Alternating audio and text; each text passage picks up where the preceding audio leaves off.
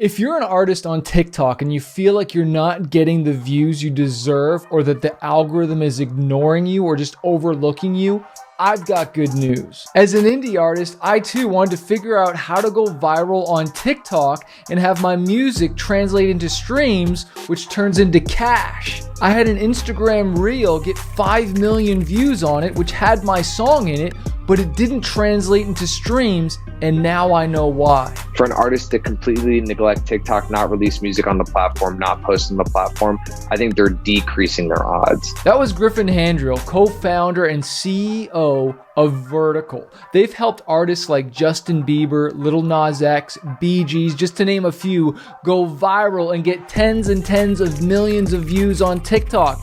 Him and his team are on the forefront of this, so they know what they're talking about. And in this video, we're gonna dive into some of his priceless information he dropped on an interview with Ari Herstand. It's epic. Let's jump into it. Musicians are breaking through TikTok currently because there's such an incredible discoverability around it. But I think with the artists that might not view themselves as like a TikToker or view themselves on TikTok, what I tell them a lot of times is make content for any channel and just post it on TikTok. You know, entertain the platform as just a space. You don't need to spend all your time there, but entertain it as a space and a world in which you can make fans.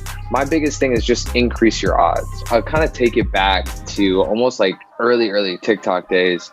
Is like we sort of saw like this indicator, so to speak, that like TikTok was driving record success, and that we didn't know like how big of a tool TikTok was going to be in like the future of the music industry at that time. But we had one example to sort of look at and go, wow, like this is a moment. And how that moment was created was all by having influencers, like kind of corralling influencers at that time. We were doing like a lot of favor asking. And this is before sort of like this influencer economy was like fully created.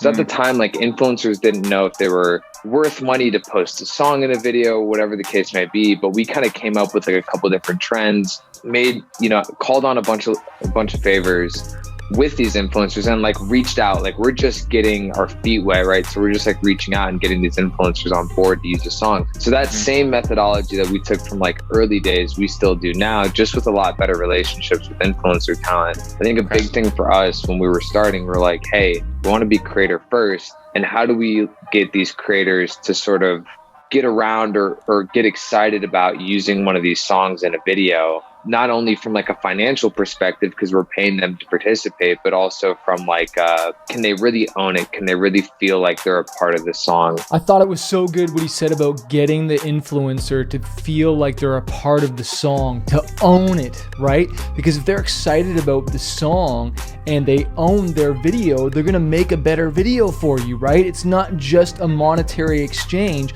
but they love the song, they're feeling it, they understand the mission, the heart behind the song. You share that as opposed to just being a business transaction. Now you're getting deeper in them and you're just going to get a better video and get a better chance of going viral.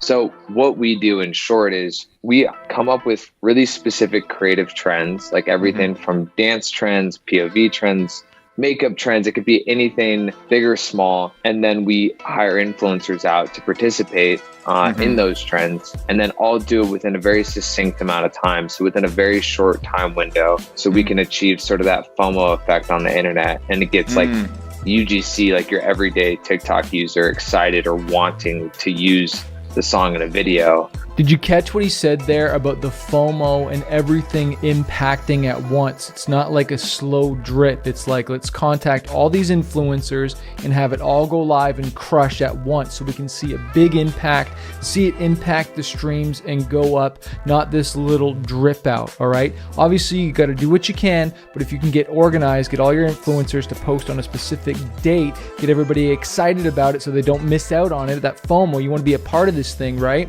And then it exploding your song off. But let's keep going. So we are an influencer marketing agency. I think we try to lean on the side of like we are a viral marketing agency. I think everything that we work on is we're trying to create virality. So we try to take it one step further in that sense, because yeah, it's music, but also there's a ton of other ways to go viral, and we can help sort of source or create those moments for musicians and brands. I love what he's saying about strategizing about the song and trying to come up with a trend or something that fits with your song. And every song is going to be different, but even looking at the song, like, is there a part of the lyric, the chorus, the bridge, just even a small little line that is super catchy, that's the part of the song that you use. It might not be the chorus. It might not be the first part of the verse. It might be the middle of the verse that's just got that catchy moment, or just where you've got a good video idea for.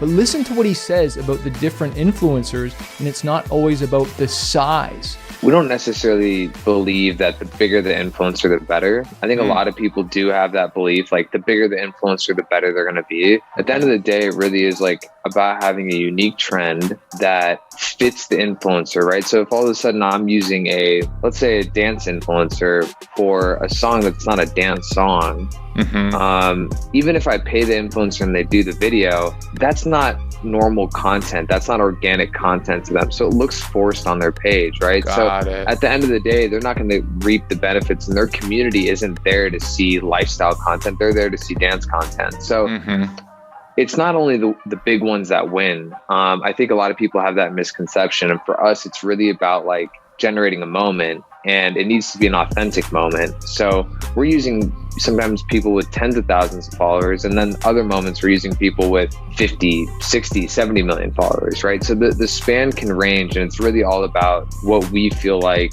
is the necessity for the song, and also the trend, so that it fits organically. And then there's different stages, right? An example of that is if a song has 200,000 video creations to it, using a small influencer is not going to penetrate through the action that it's already experiencing, but a larger one might. So that's kind of like, there's different moments and different phases within a campaign that we're going to tap different people to participate in. That's so good, right? Finding influencers that match your song, or that they can create a video that not only works with your song, but that works with their audience. You know, I remember asking a friend to post for me one time, and I remember he deleted afterwards because he's like, it's not on brand for me, man. Like, I can't just repost your song. They're not used to that type of content. Sure, I can share it to your stories for you, Chris Manifest. But, you know, if I'm going to do something for my fans, I'd have to create something brand new that works. It's just like you wouldn't want to sell out to a certain brand that you don't believe in just for money, and you know that it won't perform. That's like on this Smart Music Business channel that you're watching this. If I start talking about makeup tutorials or talking about, you know, skateboarding, even though I love skateboarding, it's not really going to connect, because that's not what you follow me for. So you need to think about the influences that you are reaching out after, and we're going to talk about that, about you reaching out to the influencers yourself. Wait until the gold nugget on that. But the right ones, the ones that make sense, right? That are in your genre, in your niche, in your lifestyle brand, because you are a brand.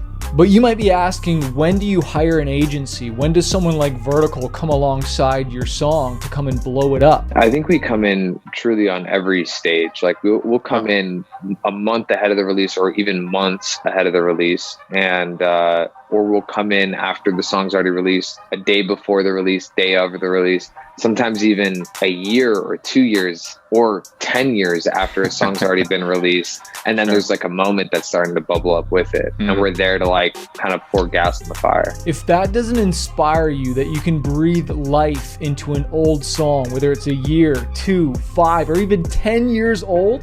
We literally had a song, my song Edge of My Life. It's 10 plus years old, and it popped off on TikTok and Instagram Reels. It started in Asia and just blew up, and it's old, right? But check on how they came in to support Glass Animals and their song Heat Waves. We kind of came into it, I want to say maybe a couple months after release. It was out there in the ethos. It was, people were listening it, liking it.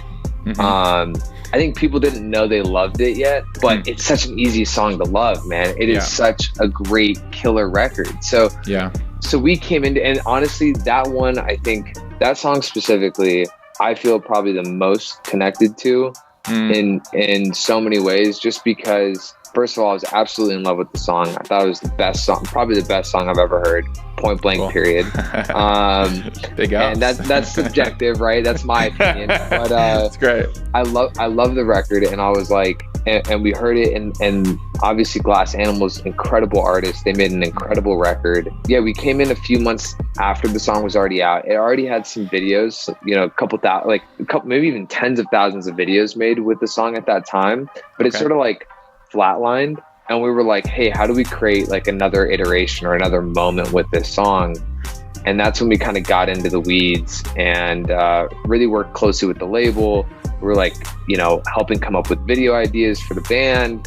And, we just kind of dove all in and came up with some different trends. But our whole goal, like we sort of knew this. We knew that if it wasn't going to happen like then, right at that moment, more people were going to hear this song and it was going to happen, right? And we've sort of experienced that with like really good songs that we just sort of believe in. If it doesn't happen now, it's going to happen later.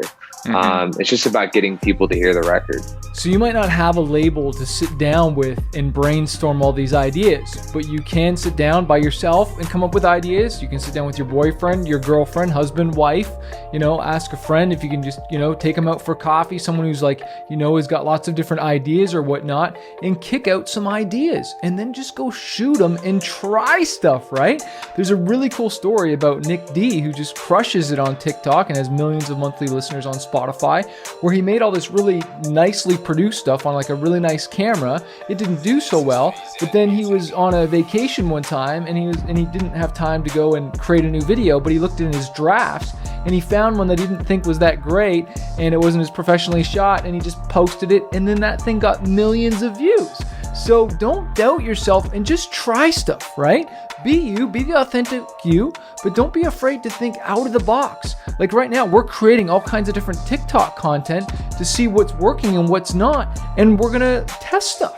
We're gonna try stuff, and if something's not working, then pivot. That could be pivot on the video idea, it could be pivoting on the song or the part of the song, but listen to the two different audios that they created for this song, Heat Waves, for Glass Animals. Funny story with this, there's actually two audios to Heat Waves. So there's one that has like 500,000 right now. There's another one that has like 1.4, 1.5 million videos made with it. Wow. I'll send you the link to check out too.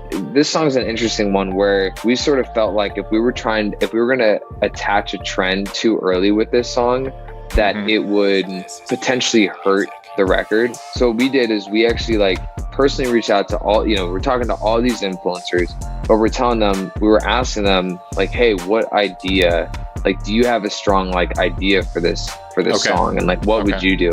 And so we sort of did that over and over and over again, just to kind of give influencers some creative freedom, knowing, because they know what works best on their page. And we knew if it was going to work well on their page, the most people to hear the song and see a video, eventually it's going to light fire. And we sort of saw that happen. But we saw it happen in a very funny way. We did a campaign. The campaign ends great. There's some great traction on it, but nothing really snowballed at that time. And then all of a sudden we come back to it a couple weeks after the campaign's over, and UGC is starting to move. This is also at a time when the TikTok For You page changed. So when things are hitting the For You page, it's coming at a later time. Because it used to be back in the day, For You page would happen day of, or maybe within 24, 48 hours. And now the For You page, we see stuff hit the For You page that's almost a month old. Video content that's only almost a month old. And so we saw that happen with Glass Animals. We go back and look at the stats from the influencers we worked with, and all of a sudden their engagement tripled. And we're like, wow, okay, this is happening almost retroactively. That is so encouraging to see that the song took off after they did all the hard work.